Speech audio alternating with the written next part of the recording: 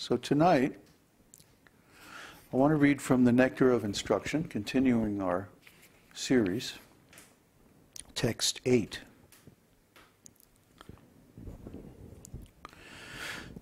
Tan-nāma-rūpa-caritādi-sukīrtanānu smṛtyoḥ krameṇa rasanā-manasī niyojya tiṣṭhan vraje tad-anurāgi janānugāmī kālaṁ akhilam upadeśa-sāram.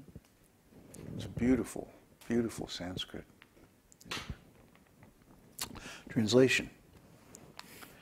The essence of all advice is that one should utilize one's full time, 24 hours a day, in nicely chanting and remembering the Lord's divine name, transcendental form, qualities, and eternal pastimes, thereby gradually engaging one's tongue and mind. In this way, one should reside in Vraja, Goloka Vṛndāvana, and serve Krishna under the guidance of devotees. One should follow in the footsteps of the Lord's beloved devotees who are deeply attached to his devotional service. So this indeed is the essence of all advice. What's that Sanskrit? Upadeśa-sāram. Upadesha means instructions. And sara means the essence or the core, the thing that makes something what it is the sara. So the essence of all instruction. What is the purpose of giving instruction? Why do we give instruction, or why do we take instruction? It's so that we can advance and benefit, so that we can approach the objective or the purpose of human life.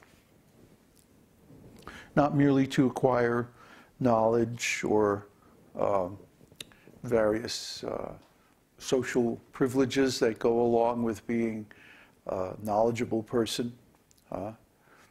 Some people like to collect knowledge.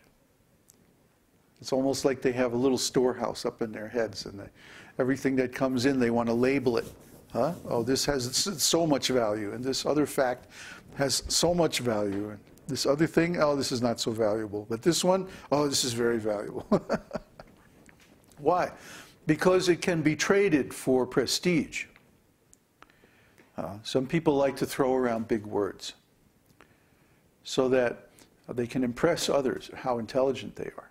Actually, they're not very intelligent. That's why they think they have to throw around big words to be regarded as intelligent. Because that's not intelligence. Intelligence means knowing how things really work. The actual function of intelligence is discrimination. Memory, which is what is required to throw around big words, is simply a function of the mind. And the mind, as we know, is more or less of a machine. It's sort of like a computer. And yes, it's very nice if you have a good memory and you can memorize all kinds of facts and figures and stuff. But that's not really the purpose of human life. The real purpose of human life is to surmount all material problems and attain complete self-realization. Because that's the cure for all suffering, the solution for all problems. We don't want these material problems. We don't want to have to take birth and then change your body again and again. Even from a fetus to a baby to a youngster to a child to a youth to an adult to middle age to old age, and then die and take another body. We don't want to do any of that. It's not natural for the soul. The soul is eternal. And naturally, we want to have the same identity, the same form, the same pastimes, the same relationships forever. We don't ever want to change any of these things. But we're forced by the pressure of time in the material world to go through all these changes. And they're all painful. So why do we put up with this? Well, why do we have some hope that someday it's going to get better? It's not. The material world is always going to be like that. And so we can distract ourselves with, temporary engagements of sense gratification and fool ourselves into thinking that this world is very nice. Bread and circuses. In the old days in the Roman Empire, the government kept the people in line by giving them two things: bread and circuses. Cheap food and cheap entertainment. Now we have, TV dinners and TV itself. Cheap food, fast food, McDonald's, and all that, and then the vast wasteland, as it was called, of television. Well, it hasn't become, it has become even more vast, but no less of a wasteland since the time that was spoken. It's still impossible to find any intelligent fare on TV. And even if there is some supposedly intellectual debate, it's all about just fluff and image and nonsense. There's nothing of real value there. The real value is in spiritual life. The real value is in the methods by which we can overcome the problems of life. That's the real value in life. Therefore, the essence of advice, the most important advice, the best advice that anyone can give, is to relish the holy name, form, pastimes, qualities, and so on of Krishna.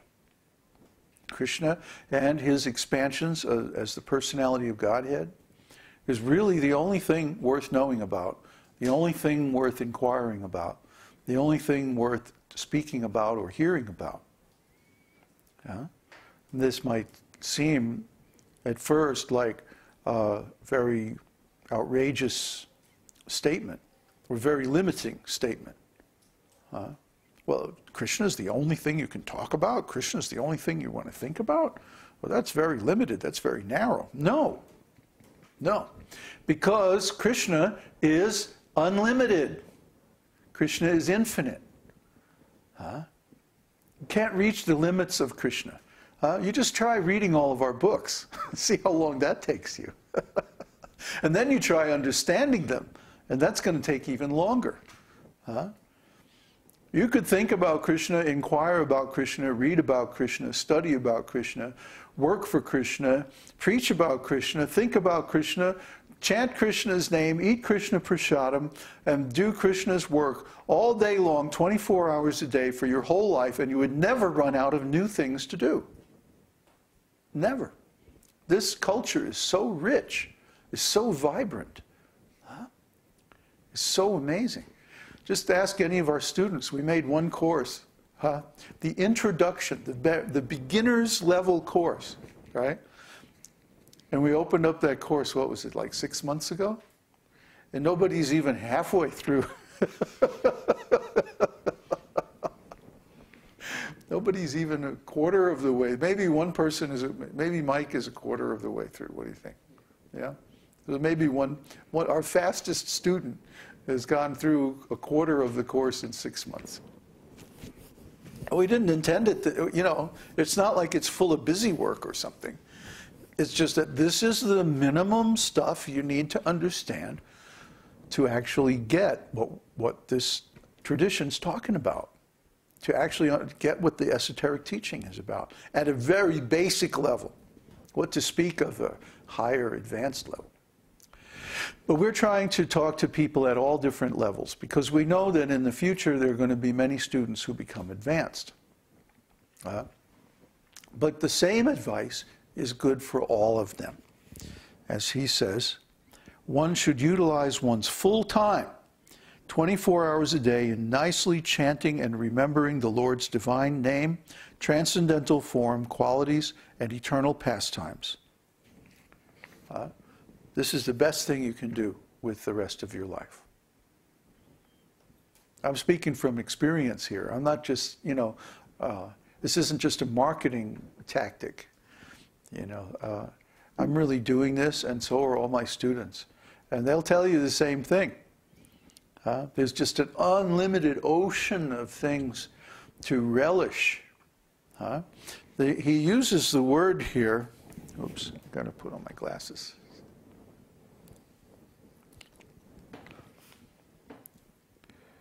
Rasanā-manasī.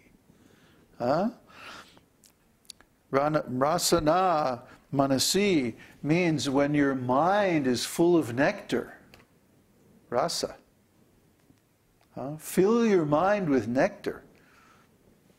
It's not that hearing and chanting is some boring, dry, academic exercise in just knowledge or logic or something like that.